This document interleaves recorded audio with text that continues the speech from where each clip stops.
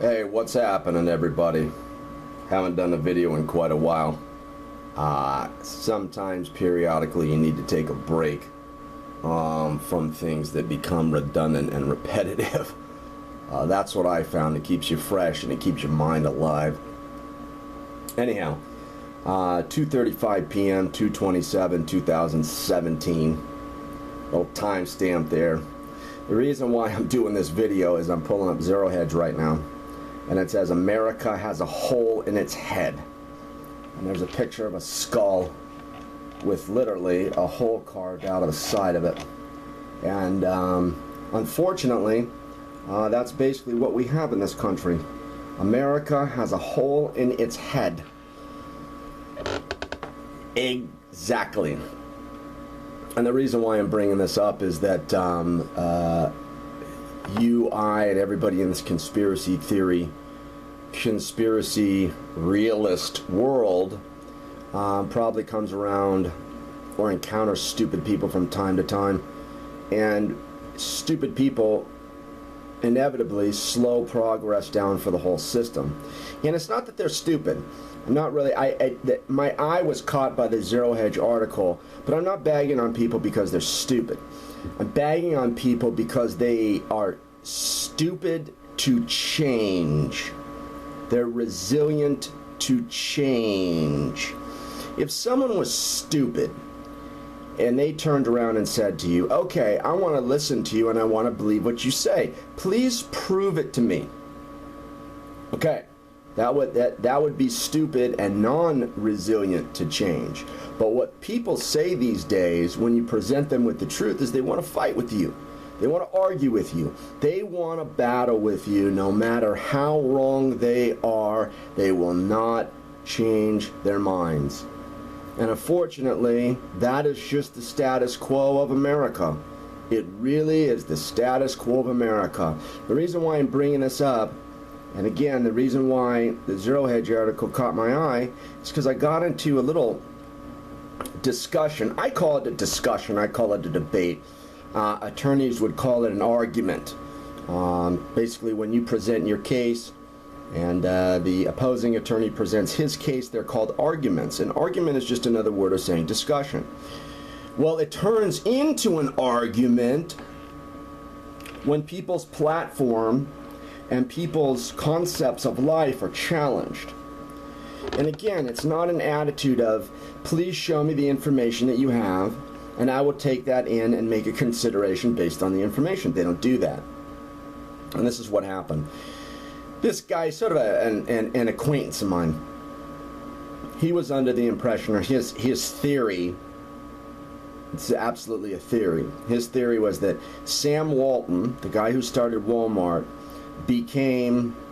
Walmart became huge, enormous, megalithic corporation because Sam Walton of Walmart, now listen to this, had a good idea and he had enough guts and determination to make that idea big and large and dominate every market, at least in the United States and possibly other places globally. I said, oh, okay, fantastic. I said, do you understand that Sam Walton and other large corporations are privy to sweetheart government deals? They're privy to lower interest rates than you and I are. And they are propped up by the financial banking institutions and the government at large. So I said to him, I said, do you think it's fair if Sam Walton of Walmart goes into a bank and gets a 0.05 interest rate on his loan, but then you go into the bank and get a 7% interest loan? I said, do you think that's fair? Oh yeah, because Walmart's bigger. I said, well, there you have it.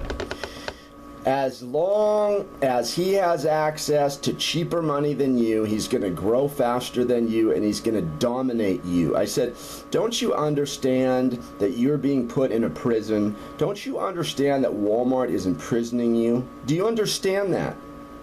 Guy's eyes rolled around in his head like a slot machine. But the point that I'm trying to make is that no matter what I said, no matter what evidence I gave this individual, they would not change. They would not change. And that is an idiot who is resilient to change. See, that's the problem. It's not that this guy's not the brightest person in the world, it's that they're just so resilient to change no matter what you put in their face. Okay, so where am I going with this whole thing? The reason why I wanted to bring it up is that from time to time it gets a little aggravating dealing with these people, and I hope that at some point in time the space humans, oh, and by the way, I've been on a couple of ships lately too. I don't know if you guys out there really know that I go on ships all the time, but I do. In fact, I'll put a clip. The image in the front of this video will be a clip of the head, an illustration of the head of a being that I just met probably a couple of weeks ago. Humanoid being with the head of this dinosaur type being. Okay? That's a new extraterrestrial that I met probably a couple weeks ago. Anyhow, getting back to the story, what was I talking about? Okay, the guy, if they were non-resilient to change and they were stupid, it actually would be okay, because you'd say, okay, let me slow the conversation down, I'll present this to you, and I'm looking forward and I'm hoping that what the extraterrestrials do to wake everybody up and shut everybody up, to open their eyes to, hey, dummy, take the blinders off, have an open mind, and change with the amount of information that's being given to you. So I hope that there's some flyby of some mothership over some big, large urban concrete jungle / city in the near future. I know that the sightings of extraterrestrials are ticking up. I know that there's a lot of stuff coming out of Antarctica that people are paying attention to, but I don't know if that's really getting out to the masses. I would love for there to be a mothership that would fly over, let's say, like St. Louis. Perfect. And just hover there for about 3 days and just have the media on it constantly. God, would that blow people's minds? I think, but you know what I think? The rigidity of people and the resilience to change needs to stop. And I think that one of the only ways that you're going to do that is by shocking them with some undeniable truth. Smacking them, not physically, not emotionally, but with the truth in an image display type showcase. And I hope something like this happens. Something like this sort of has happened recently, though, so I can't complain too much. And what I'm hoping for this is that it really wakes people up. This, what is it, John Podesta?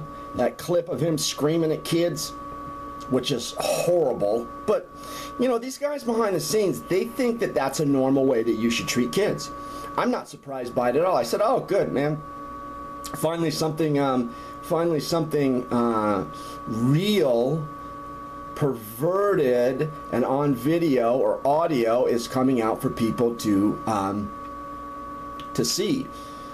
I like the fact that it came out because it shows you pretty much without a doubt. They haven't proven explicitly that it's John Podesta, but you can do the voiceover feeds and compare the voices, and it's him. So this type of information, it doesn't have to be a UFO flyover of a big city. I just think that that'd be a great display, like Independence Day, the movie. Just shock all the stupid people. You know, hey, dummy, why don't you take a look at this?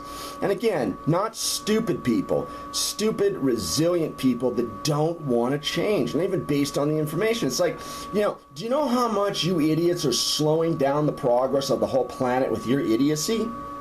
I mean, if everybody wasn't an idiot, do you think maybe that 50 million people would go walk up to the White House and just sit there?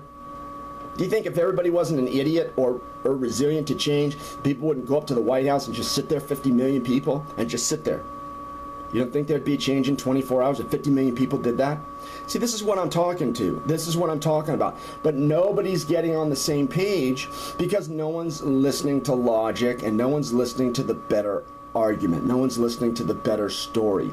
So that's why I want, and I'm looking forward to, these big shocking events, truth bombs you could call them, just to mentally smack people in the face and show them that, hey, you need to pay attention to more things than just your generalized consensus of what you think life is.